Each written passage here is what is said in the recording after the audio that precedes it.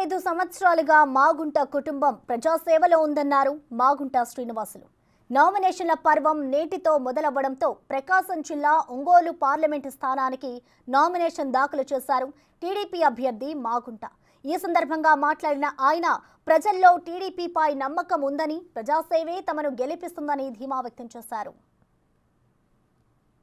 జరిగి 18వ లోక్సభకి ఆంధ్రప్రదేశ్ అయితే అసెంబ్లీ కూడా జరుగుతున్న ఎన్నికల్లో ఇవాళ నుంచి నామినేషన్ల పర్వం కూడా మొదలైంది. ఈరోజే మాగుంట శ్రీనివాసులు నేను తెలుగుదేశం పార్టీ ఒంగోలు లోక్సభ అభ్యర్థిగా నామినేషన్ ఫైల్ చేసి వచ్చాను. నేను ప్రకాశం జిల్లా ప్రజలందరూ కూడా మాగుంట కుటుంబం గురించి 33 సంవత్సరాలుగా చేసిన సేవలు అనేది కూడా ఎప్పుడూ గుర్తుపెట్టుకొని ఉన్నారు.